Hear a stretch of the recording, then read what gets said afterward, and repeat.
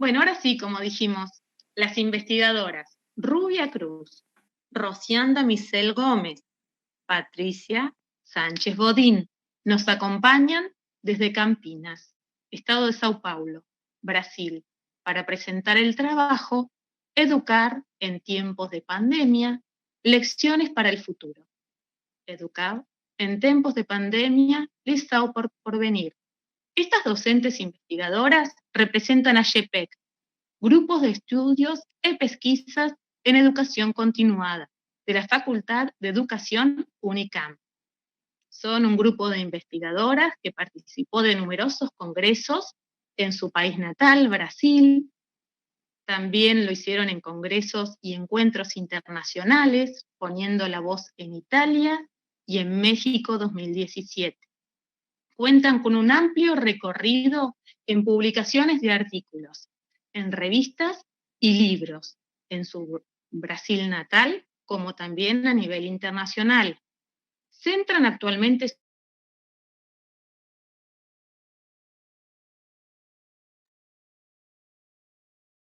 Se nos perdió Carolina. Bueno, sigo yo, Carolina, perdón, pero te perdiste. Centran actualmente su investigación en la primera infancia, estableciendo un trabajo articulado entre la Universidad de Campinas y la comunidad.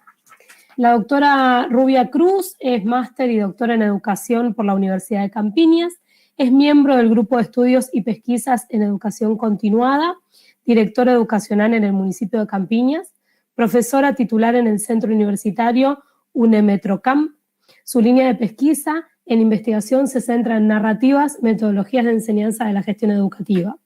Por su parte, la investigadora educativa Rosianda Micel Gómez es graduada en psicología, especialista en psicología escolar y aprendizaje, profesora retirada del municipio de Campinas, Sao Paulo, Brasil. La docente investigadora Patricia Sánchez Bodine es licenciada en pedagogía y posee postítulo en psicopedagogía. Fue profesora en educación infantil por 32 años, hoy jubilada. Actualmente continúa trabajando en la educación de jóvenes y adultos. Bienvenidas, queridas amigas Rubia, Rosiane y Patricia. Muchas gracias. Es un placer estarmos con ustedes y con los educadores y educadoras de la América Latina. Vamos falar em português, que nos sentimos mais à vontade e de forma mais vagarosa para que nos compreendam também. Este diálogo traz para o panorama educacional brasileiro, traz o panorama da educação no Brasil, com a pandemia e o cotidiano escolar, e aponta as perplexidades que nós estamos vivendo e as superações possíveis para o porvir, para esse pós-pandemia no campo educacional da vida na sociedade. Gostaríamos de deixar registrado nossa admiração e respeito por todos os educadores e educadoras da América Latina, que em tempos de pandemia vem buscando alternativas para minimizar o impacto educacional dos alunos e das alunas, lutando por dias mais felizes, mesmo diante de tanta perplexidade. São educadores e educadoras que, além de do fazer pedagógico específico, estão atentos aos alunos e às alunas, na escuta sensível e na amorosidade, enfrentando o impacto social desse momento. Deseamos a todos nuestro afecto, a ustedes, nuestros hermanos e hermanas de Latinoamérica. E nossa homenagem à querida Jaqueline de Moraes, que nos deixou ano passado, mas a Jaqueline foi o elo que nos ligou a vocês, que ligou a rede do Rio de Janeiro com o GPEC em Campinas, São Paulo. Como resistir em tempos que desnudam essa desigualdade social, as diferenças de oportunidades, o descaso do poder público, a escola que não é para todos, O contexto brasileiro de enfrentamento à pandemia tem batido mais de 117 mil mortes. Até esta quinta-feira, ontem. Em dados fornecidos pelo IBGE, divulgados no dia 20 de agosto, no mês de julho, 8 milhões de estudantes, quase 9 milhões, 20%, 19,1% na faixa etária dos 6 aos 29 anos, que frequentam escola ou universidade, não tiveram nenhuma atividade escolar.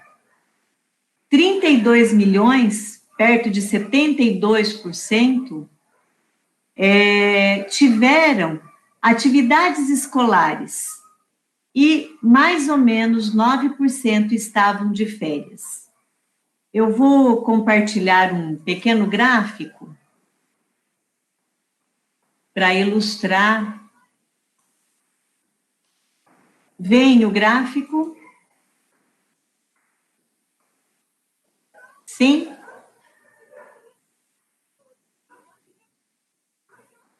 Sim?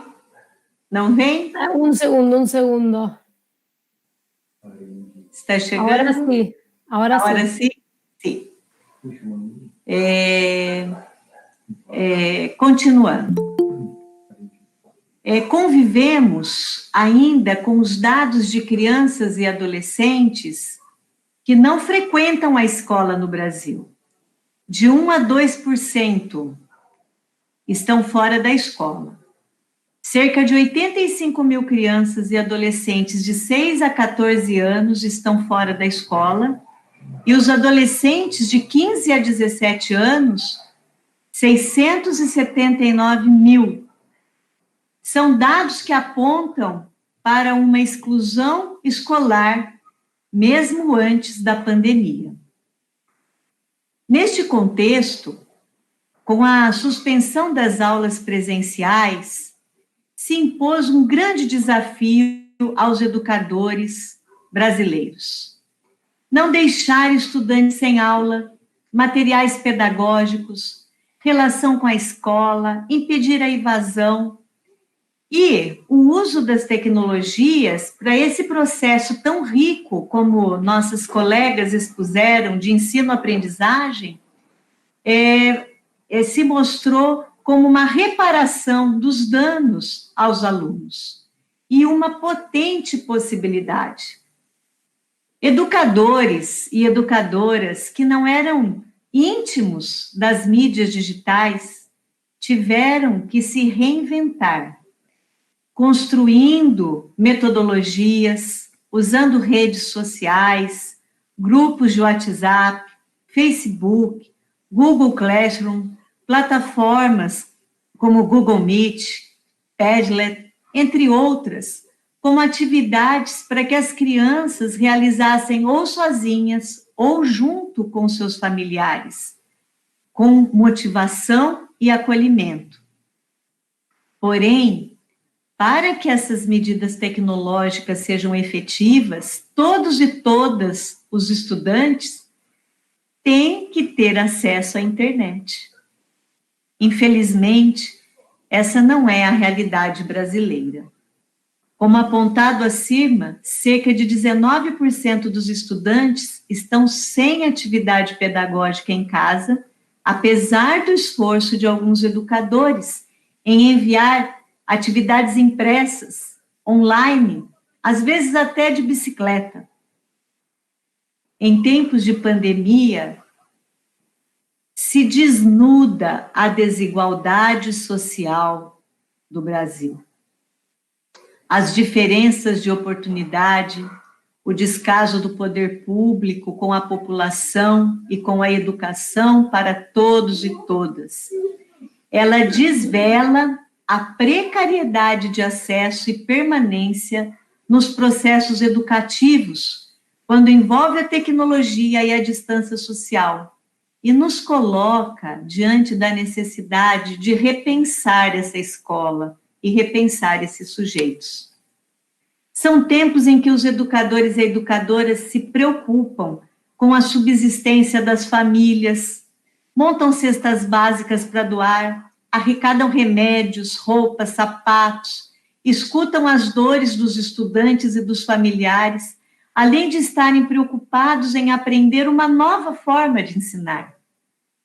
Estão se declinando numa escuta sensível que vai além da atividade curricular, pois é tempo de não perder o vínculo, de não soltar a mão de ninguém, de estar ao lado do outro. Esses educadores e essas educadoras encontram-se virtualmente na tentativa de minimizar as diferenças, coletivizando ações e processos, num movimento de reflexão mútua, de partilha, de diálogo profissional com o outro. E nessa relação, se formando e sendo formado. A escola e seus processos de exclusão ficaram à mostra. Como a precariedade do acesso e da permanência, mas ainda naquilo que envolve a tecnologia à distância. Desta forma, faz-se necessário pensar uma escola dinâmica e protagonista do seu tempo, onde os estudantes e os educadores e as educadoras emancipem-se em comunhão, como nos ensina Freire. Nosso desafio é de estarmos juntos e juntas para construir uma humanidade outra. E esse encontro é muito isso para nós. Para construirmos uma escola outra, construindo na docência e na discência conhecimentos significativos, contextualizados em ambientes de relações de alteridade, de amorosidade, de sensibilidade, de autonomia, corresponsabilidade, compreensão da realidade e atuação crítica em seu meio, com acesso, inclusão e permanência de todos e todas, construindo possibilidades de futuro a partir das lições que o presente indicia. Nesse sentido, apresentamos a experiência da professora Patrícia com a educação de jovens e adultos. Graças. Na cidade de Campinas, nós temos um programa chamado EJA, né, Educação de Jovens e Adultos, por meio da Fundação Municipal para Educação Comunitária, que chamamos de FUMEC. Quem são esses alunos da FUMEC? São alunos a partir dos 16 anos que não conseguiram concluir o ensino primário e procuram essas salas para concluir agora, ou aqueles alunos que não sabem ler e escrever. Uma grande maioria são acima de 50 anos, são alunos acima de 50 anos. Com essa pandemia, nós tivemos que passar a usar a plataforma Google Classroom. E aí, os problemas começaram a surgir com esses adultos. Quais problemas que surgiram logo de cara? Primeiro, os alunos não sabem ler e escrever. Eles precisariam que alguém os ajudasse, e nem todos tinham alguém para ajudar. Fizemos um levantamento de alunos que tivessem computador, e a nossa surpresa foi que a sua maioria, eles têm somente o telefone celular, então eles teriam que realizar as atividades no celular. Por conta de ser no celular, vinha um outro problema, que era, eles não enxergam, porque são letras muito pequenas. São adultos, a maioria idosos, e eles têm dificuldade de enxergar no celular. Então, esse era um outro problema. Outra coisa, equipamentos antigos, que não têm memória, problemas de bateria, celulares que eles ganharam dos filhos, dos netos, que travavam o tempo todo. Mais uma coisa, eles precisariam sempre, uma parte, né, uma grande parte de alunos, alguém que os ajudasse, e nem sempre teria essa pessoa para ajudar, porque muitos moram sozinhos, ou moram com seus maridos, que também são idosos, né, ou esposas. Outra coisa, eles não dominam a tecnologia, porque eles usavam o celular apenas para fazer e receber ligação. Então, usar o celular para realizar uma atividade, onde eles teriam que baixar um aplicativo, né, instalar esse aplicativo e usar, foi uma outra dificuldade. A falta de internet de qualidade também foi um agravante, porque eles estavam usando os dados móveis dele e que muitas vezes eram planos muito restritos. Então, eles começavam a usar o pacote de dados e acabava rapidinho. E, por fim, aqueles que não têm celular, que também é a nossa realidade. Bom, diante de todos esses problemas iniciais, os professores, em reuniões online, começaram a contar todas essas dificuldades que os alunos estavam apresentando, além da preocupação dos educadores em relação à vida desses alunos, né? Ao cuidado que eles, com eles, a alimentação, que muitos usavam a escola para se alimentar e eles passariam a não ter mais essa alimentação. Então, diante de toda essa questão, a FUMEC, né, essa fundação, ela tentou amenizar um pouco, implementando algumas medidas. Primeira coisa que ela fez, ela entregou um chip gratuito para os alunos. Então, todos os alunos receberam um chip para poder usar no celular. E outra coisa foi uma entrega de cesta básica de produtos não perecíveis, frutas, legumes, e que hoje eles até atualizaram isso, entregando aos alunos que têm uma alimentação restrita, uma cesta básica com produtos integrais. Essa questão da alimentação ajudou muito esses alunos, mas o chip não houve uma grande diferença, porque aqueles alunos que tinham problemas com os celulares, que não tinham quem ajudasse, continuavam com esse problema. Então, foi feito até uma campanha para quem tivesse um celular encostado para poder doar. Então, conseguimos alguns celulares para doar para alguns alunos. Mas, mesmo assim, muitos continuaram sem o uso dessa plataforma. Então, o que nós percebemos com o chip? Que melhorou para aqueles alunos que já acessavam a plataforma, porque agora eles tinham uma internet de qualidade, pagas pela FUMEC, e não mais por eles. Então, esses alunos conseguiram. Os outros ainda não conseguiram acessar. E desde o início, que foi uma atitude essencial, foi o vínculo do professor com o aluno via WhatsApp. Porque no início, nós não acessávamos ainda a plataforma. Então, a preocupação era como manter esse vínculo com o aluno, né? Já que todos estavam perdendo muito. Estamos em casa, não podemos nos encontrar, não podemos nos abraçar. Então, como garantir esse vínculo? Via WhatsApp. Então, isso é algo que está desde o início e permanece até agora. Os professores haviam recebido um tablet da FUMEC com chip, e nesse tablet tem o WhatsApp. Então, os professores puderam usar esse WhatsApp do tablet sem ter que usar o WhatsApp pessoal. Então, isso também facilitou. Bom, no decorrer desses meses, o que os professores foram percebendo, o que nós fomos percebendo? Os problemas que foram surgindo na vida desses alunos, né?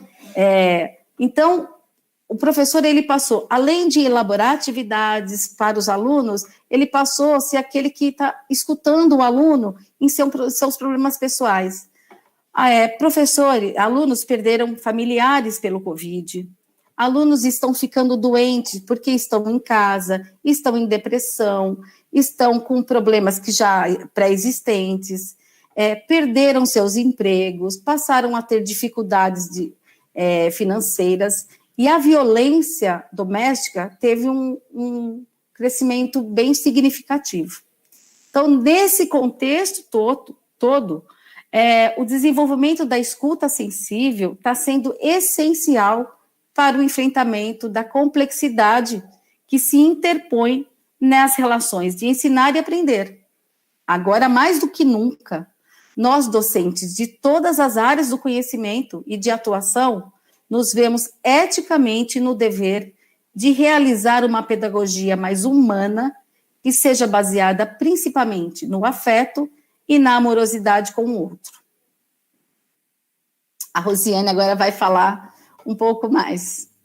Bien, les quiero comentar que nuestra investigadora, en esta oportunidad, la que expresó la ponencia, es Patricia Sánchez Bodín, es licenciada en Pedagogía, posee posttitulado en Psicopedagogía, fue profesora de Educación Infantil por 32 años, hoy actualmente jubilada en Brasil, y continúa trabajando en la educación de jóvenes y adultos. Y ahora sí, vamos a escuchar a la educadora Rosiane Damisel Gómez, que es graduada en psicología, es especialista en psicología escolar y aprendizaje, profesora retirada del municipio de Campiñas, Sao Paulo, Brasil. Bienvenida, Rosiane. Es um grande prazer a ser parte deste conversatório. Me sinto muito honrada por la invitação de poder compartilhar com pessoas tão queridas ser educador e educadora em estes momentos que vivimos de pandemia. É um grande desafio.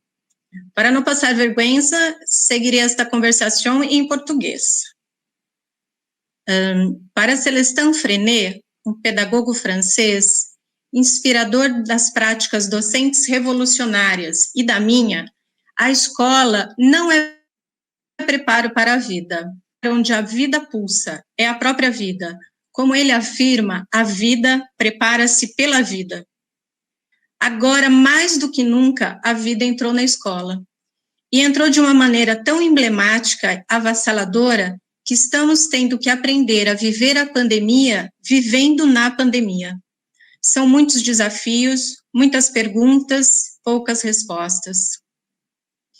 Em tempos de pandemia, educadores comprometidos com uma escola pública de qualidade têm buscado compreender esse momento pandêmico. Estamos exercitando a nossa capacidade crítica e criativa para construir paraquedas coloridos, como diz Krená, um líder indígena. Krená nos provoca a refletir sobre o vivido, na busca de um sonho coletivo, que mesmo que não aconteça, altera o futuro, porque modifica a emoção das pessoas que sonharam. Educadores e educadoras em união virtual, mas que se torna potente no movimento de reflexão mútua, na escuta sensível das dores que têm vivido, com a perda de familiares e amigos vítimas de Covid, das perdas e dores compartilhadas pelos alunos e alunas. Como nos ensina Larossa, a experiência, a possibilidade de que algo nos aconteça ou nos toque, requer parar para pensar, parar para olhar, parar para escutar, pensar mais devagar. Parar para sentir mais devagar, abrir os olhos e os ouvidos, falar sobre o que nos acontece. Estamos vivendo um tempo de parar para dialogar. O estar junto torna potente o movimento de enfrentamento do momento atual, de construção de uma escola outra, na pandemia e pós-pandemia. Os sentidos que vão sendo produzidos nos encontros virtuais vão sendo ressignificados, reolhados, retomados e vão se constituindo em outros sentidos. Educadores e educadoras têm seguido pensando, indagando, compreendendo o vivido na busca de novas relações, de novos sentidos. seguindo com esperança otimista na vida, como nos ensina Frenet. É preciso ter esperança otimista na vida.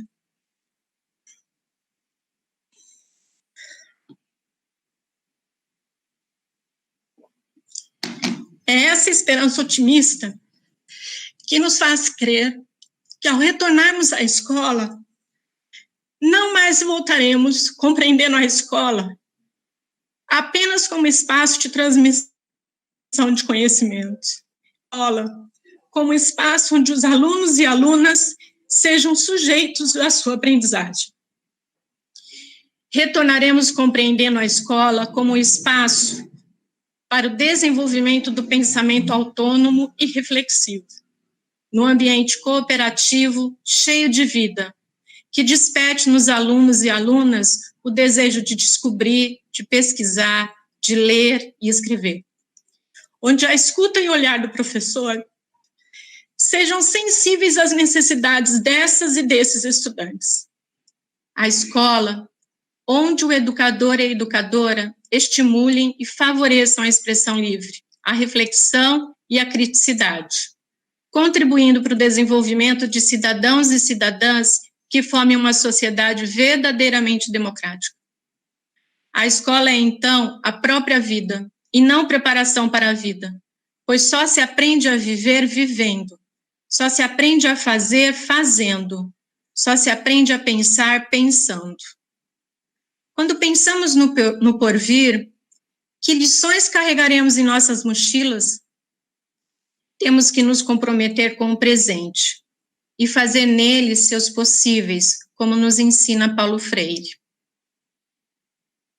É fazendo o possível de hoje que construiremos os impossíveis de amanhã, desse tempo que virá e que ainda não sabemos como é, mas que no ato de esperançar, sabemos que será de uma educação emancipatória para todos e todas do nosso planeta. Reafirmamos em Frenet que devemos ter esperança optimista em la vida.